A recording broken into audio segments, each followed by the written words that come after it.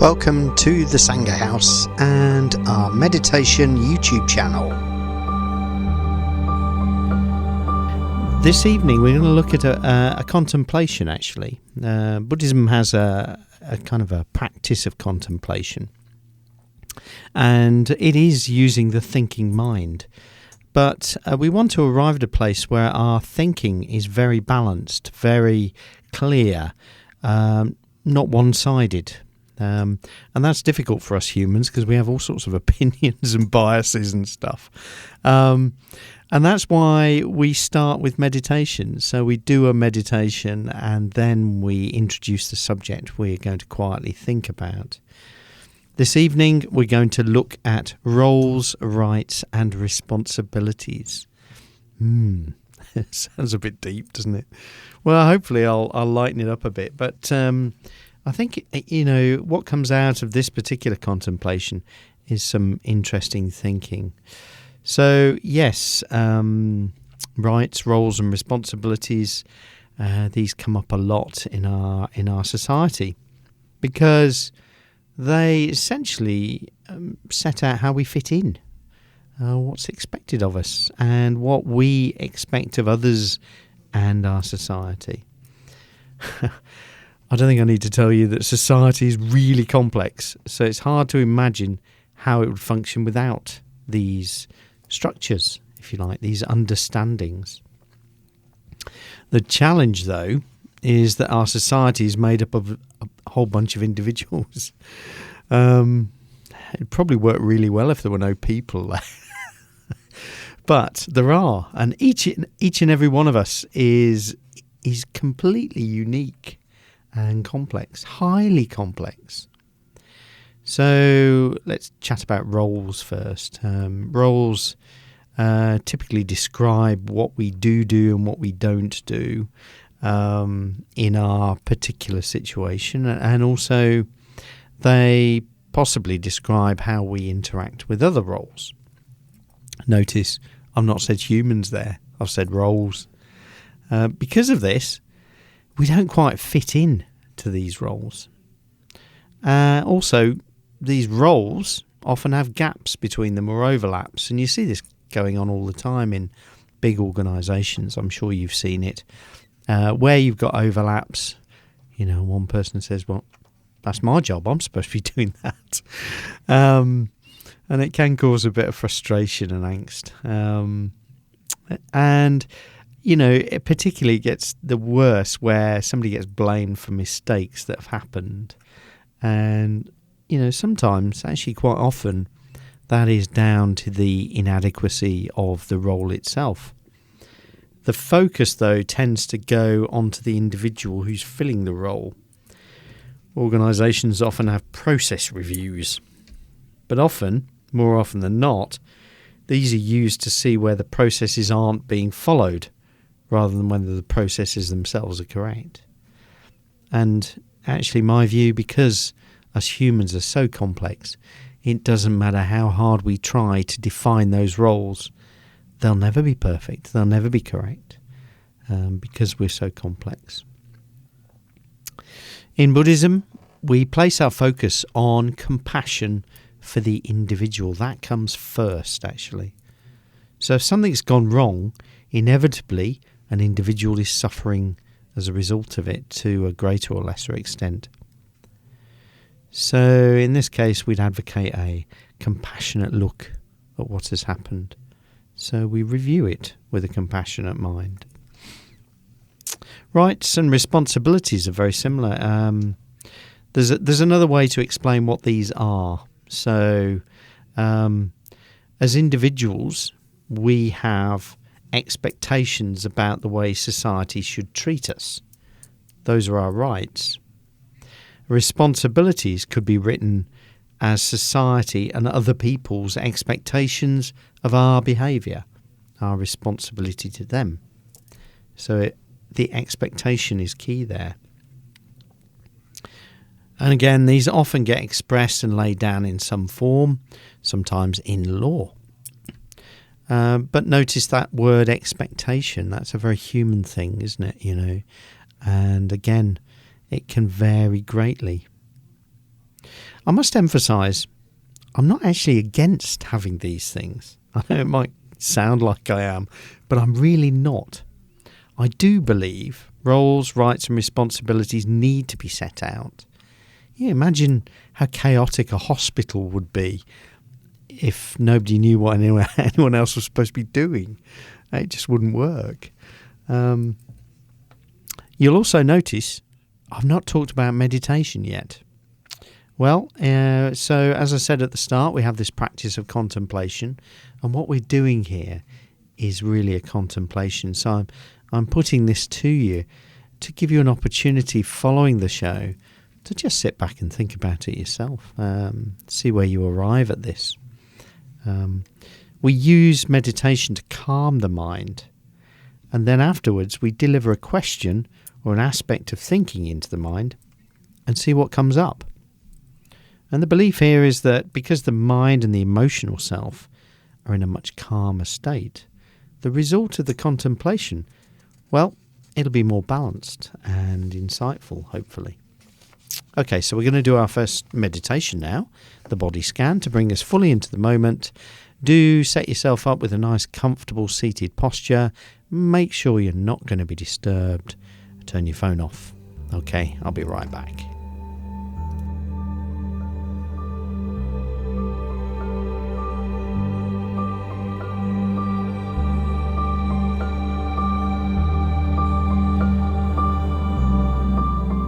Okay, so gently settling down into your seat. And to do our body scan meditation now, I recommend you join in. We're going to be sitting for about 10 to 12 minutes, something like that.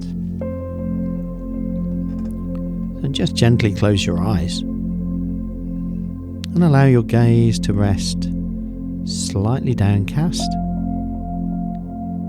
as if you're looking just below the horizon. So the eyes are gently closed. Take an opportunity to settle in, relax into your posture.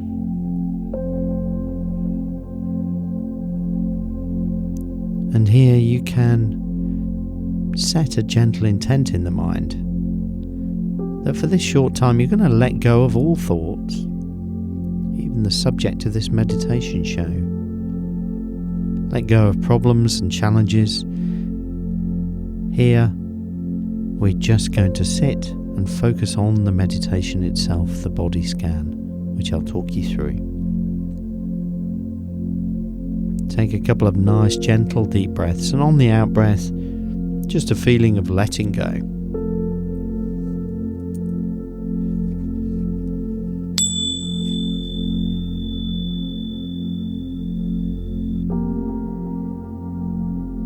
So I'm going to talk you through the body now, and as we travel through, you're looking for three things. Firstly, pure sensation, what you can feel. What tiny little sensations through the body you feel. You're looking for tension so that you can let it go. Learning to let go of tension brings stillness into the body and in the mind. And finally, you're looking for the influence of mind, thoughts, imaginings, memories, all of that stuff. Even expectations of what you think you should be feeling. We let it all go. So take the mind, the awareness, down into the feet and just feel.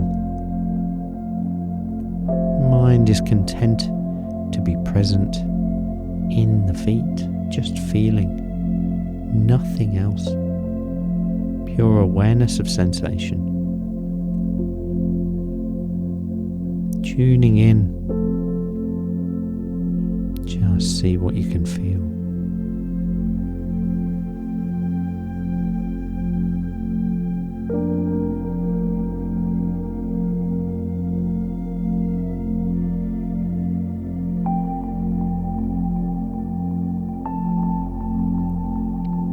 You can look inside the feet, the muscles and the sinews, and out on the surface on the skin.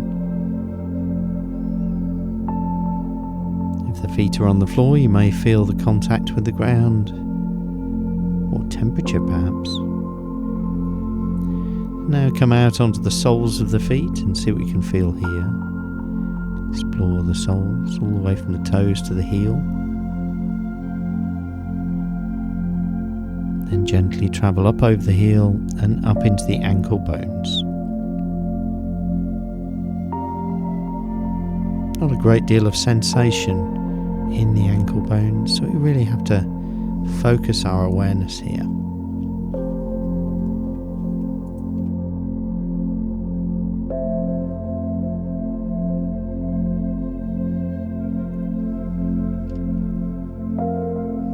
Now work up into the shins and the calf muscles.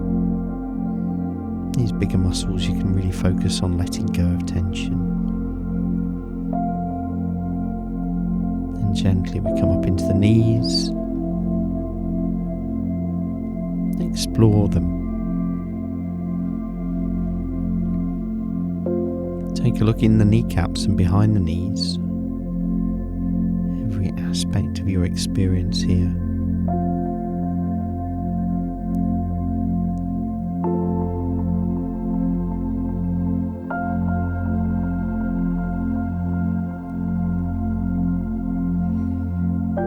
Now we're going to travel along the thighs and the hamstrings,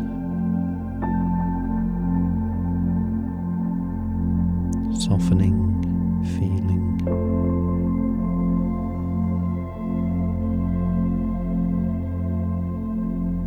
And into the sitting bones, feel yourself letting go into the seat.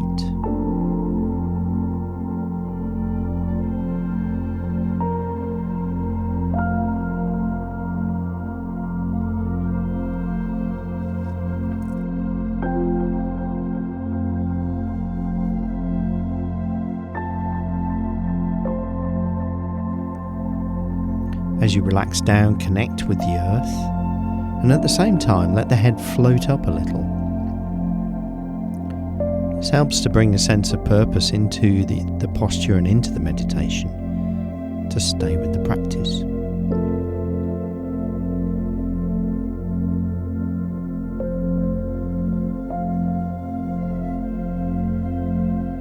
Then we come into the heart space. It's very important with contemplation to stay in touch with the heart, because this is where we feel our emotions. Some contemplations can bring in emotion. When the mind detects emotion, it wants to justify how it's feeling. This can cloud and imbalance a mind. So we just feel the emotion, but we notice when those justifying thoughts arise and let them go.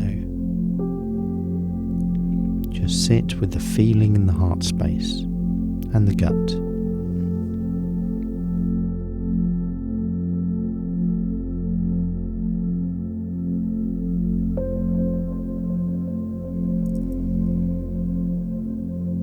Soften and let go in the shoulders. Our contemplation is relaxed, soft and targeted, balanced, gentle, compassionate. So we'll let all of tension come out of the picture. Soften those shoulders and then take the awareness down the arms, down into the hands and the fingers.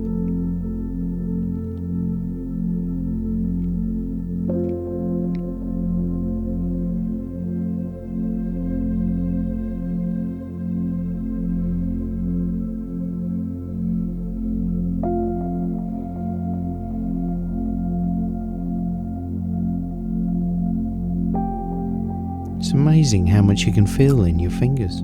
So much sensation.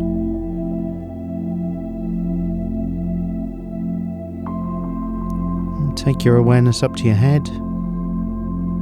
Take a look across the scalp.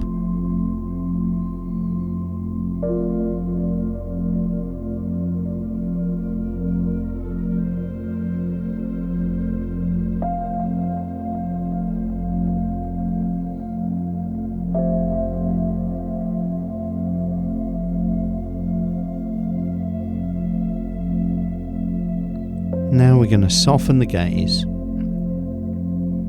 And as we do this, this softens the face. So even though the eyes are closed, you imagine a compassionate gaze. Feel how this relaxes and takes all the tension out of the face. And in turn, it comes out of the mind.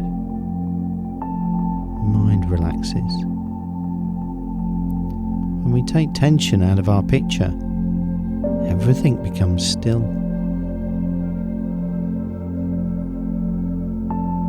See how still you can become. Bring the whole body together, your awareness of it, from the toes to the top of the head.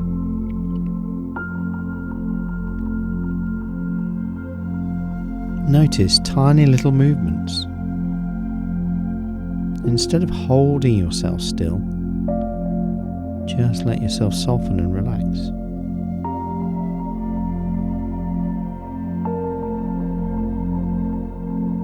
This is where the stillness comes from.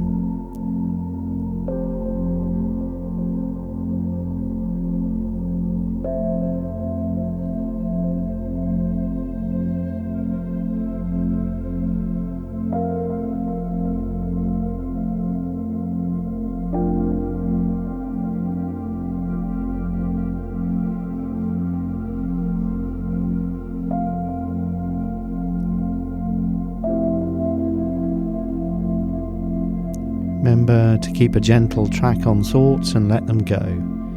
So here, all you're doing is feeling the body, the sensations within it. You're aware of your connection with the ground, the space around you, and of course your emotions in your heart. So you just gently sit with all of this.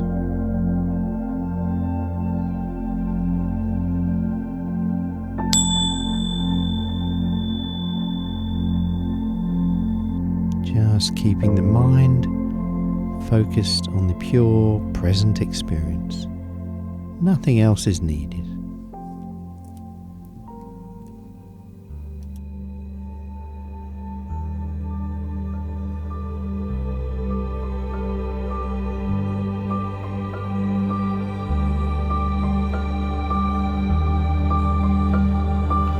All of Buddhist practice is about developing mind. So even the process of contemplation is doing this. When we contemplate things, some quite gritty subjects actually, all sorts of emotions come up.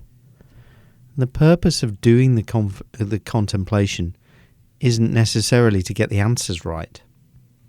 It is purely to use the contemplation to learn how to control our minds, our feelings, our emotions, to direct them towards a place of compassion. That's what we're doing with this one.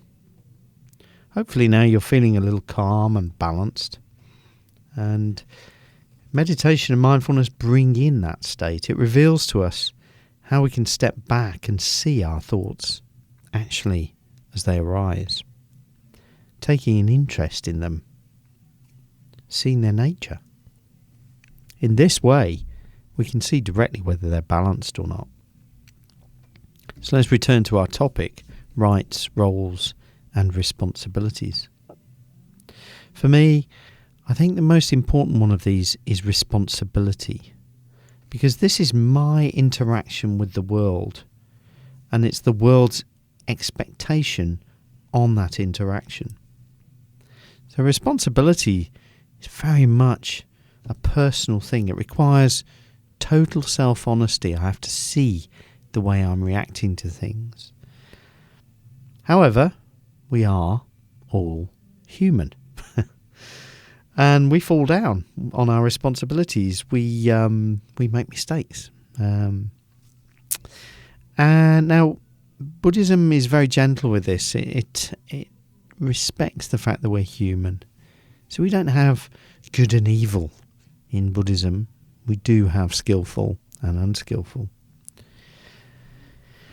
Now, when we fall down, a mental process kicks in. So when we don't deliver on our responsibilities, this process starts.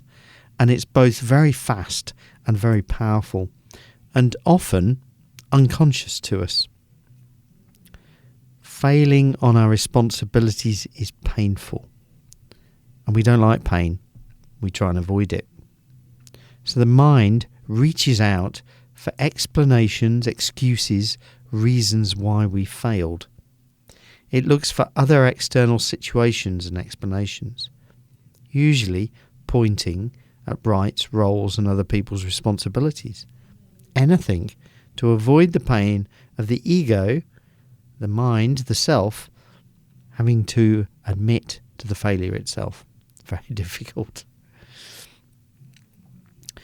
In actual fact, this process all comes back to the roots of all suffering that the Buddha identified: desire, aversion, and delusion. All of our suffering originates from these areas. With rights and roles and responsibilities, these have really been established around desire and aversion. Examine any situation where a right, a role, or responsibility has been broken. You will find sitting underneath desire and aversion, resulting in suffering. Delusion is our mind's ability to paint a picture to us which isn't true. It either tries to avoid the pain of admitting that we dropped a ball somewhere, or it inflates somebody else's mistake into something much bigger. What's the answer to all of this? Compassion. As I said before, I do honestly believe we need these three things: rights, roles, and responsibilities in our society. But we also have to recognise that this isn't perfect. Sometimes, because of the sheer complexity of us humans, the rules we put in place, they're sometimes, frankly, inadequate. So when we get this situation, the human side underneath, we can start to ask much simpler questions. Is the thinking, the motivation, and the behaviour here, is it actually skillful and wholesome to ourselves and others? It's a much simpler question to ask because we actually all inherently know what is skillful and what is wholesome. Yes, we must still explore, see, reveal where things have gone wrong, but our response to the situation should be measured by its skillfulness and wholesomeness to ourselves and others. In terms of meditation and the practice to essentially enhance our minds so that we can do this, we use what's called the metta bhavana, which is the cultivation of compassion, cultivation of loving kindness. Here we know what that feels like. When we're in a very contented place, when we're with someone we love, actually, what do we physically feel? What is the manifestation in our bodies of compassion? It's a big warm smile in the heart area. That's it. That's metta. We've all felt it. When you've sat on a beautiful hilltop looking at a view, we feel it. When we're in somebody's company that we love and we're having a conversation, we feel it. So this is metta. This is what we work with. We're going to do the meditation in a moment. You will need a good friend. They don't need to be with you now, but you need someone who you can bring to mind. Someone who you just love spending time with. Conversation flows easy. They make you smile. So pick that good friend.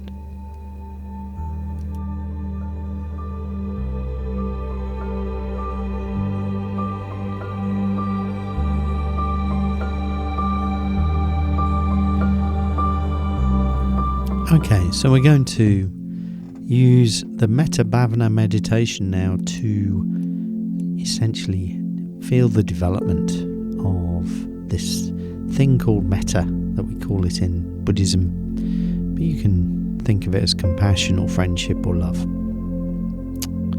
So just return yourself to that place you found in the previous meditation. So closing the eyes, settling into the seat. Take that couple of nice gentle deep breaths again.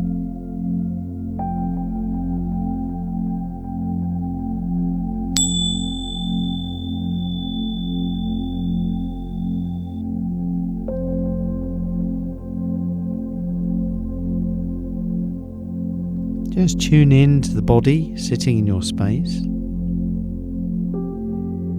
The feeling of the earth beneath you and the space around you.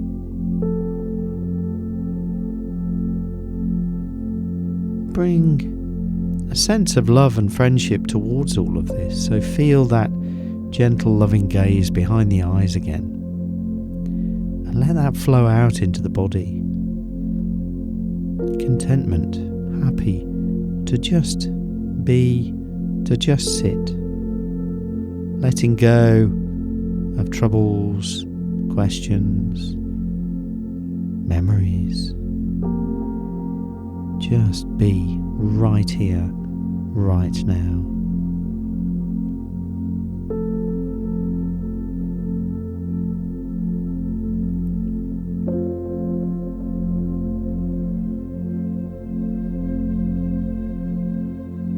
The heart is going to be so important in this meditation. So again, just bring the awareness into the heart space and just take a measure of your base emotion, the state that's happening right now. It may be a mix of complex things as humans. Have a look and see what emotions are there, but don't even try and name them. That's just more thought, and it will give the mind an opportunity to justify and explain. We don't want that. We just want to feel. So you feel your heart exactly the same way as you felt your foot. Just experience.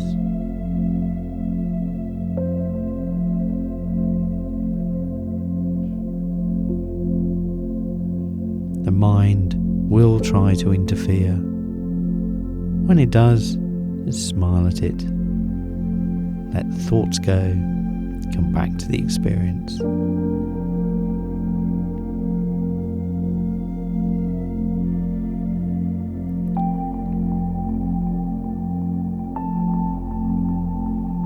We can help to focus on this area of the heart and the gut by starting to tune in to the feeling of the body breathing. We feel it gently as it draws in that life-giving air and then lets it go. So just pay attention to the body breathing. Most importantly, let the body breathe exactly as it wants to. Don't interfere, don't try and slow the breath or change it. Just feel the body breathe.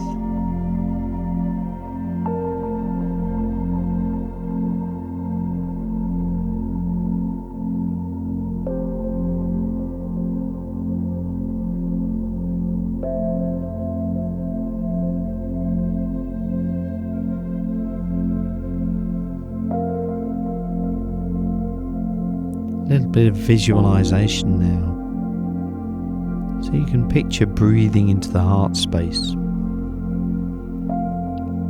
Feel the air swelling the space there, warming it.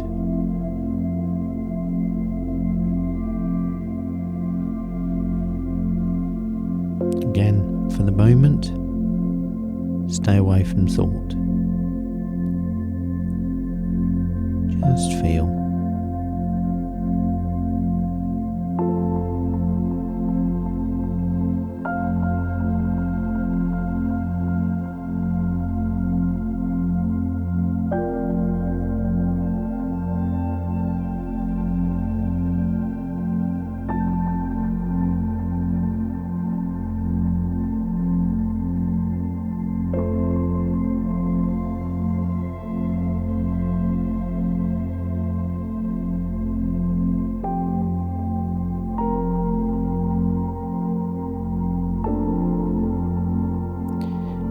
gently start to bring to mind your good friend. Just see their face. See them gently smiling at you. You're smiling with them.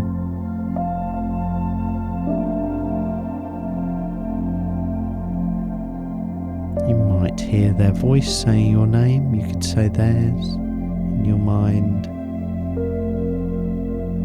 Just bring that image in.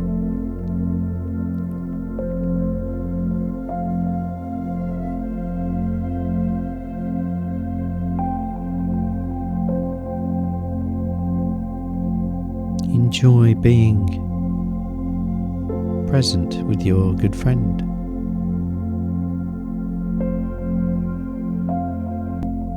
As you do this, keep a gentle watch on the heart. Feel your emotional reaction. Again, stay away from thoughts, just feel as you see your good friend.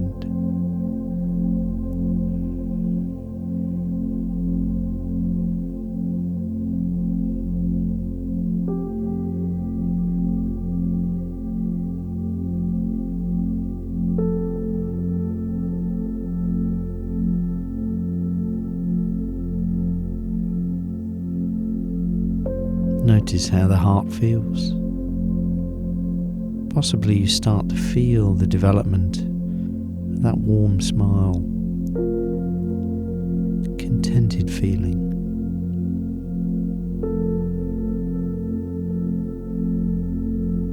As I said before, us humans are complex. You put two highly complex individuals together, who knows what reactions you'll get. So sometimes other emotions can come through. Don't push them away, don't deny them, but don't try and understand them either. Just soften into them and see your beautiful friend in front of you. Feel your heart smile with them. Open the heart, soften the heart. Use the breath to do this. Breathing in gently, and as you breathe out, that feeling of softening and opening as you contemplate your good friend.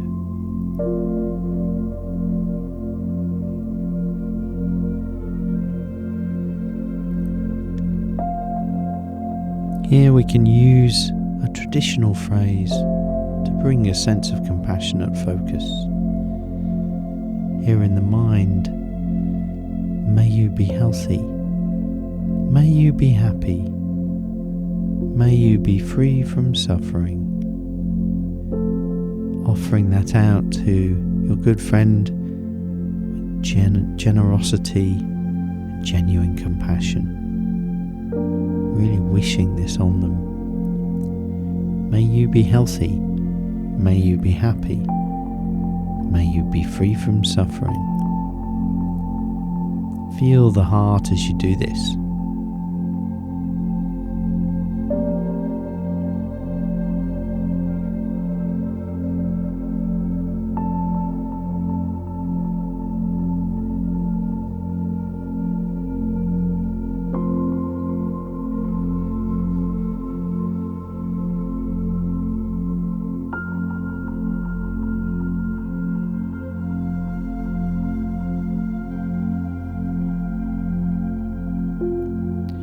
Now still highly focused on the heart, we can let the image of our good friend go. Maybe you'd like to bring to mind family and friends around you.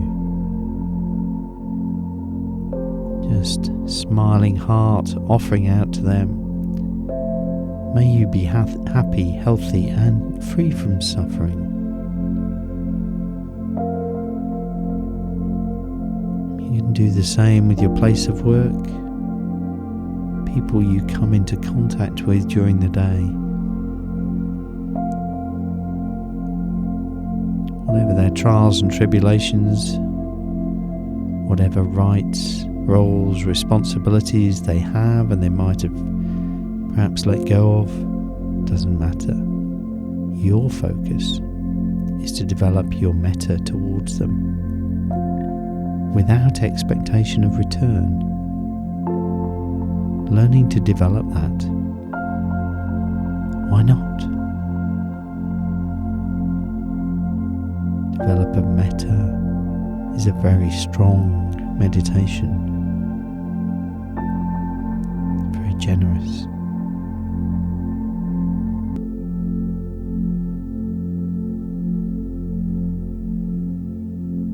Now we can bring our awareness to the whole town. All those people working, struggling, all those same core challenges in their lives, driven by desire, aversion and delusion. We are all challenged by these. Offer your compassion out to them. Open the heart, soften the heart.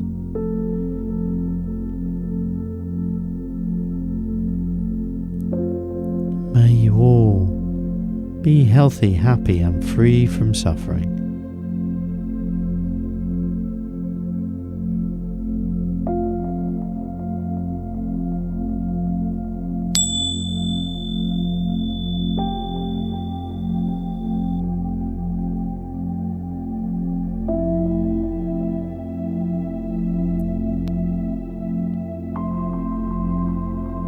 Gently, we can set a little intent in the mind that will take this practice forward.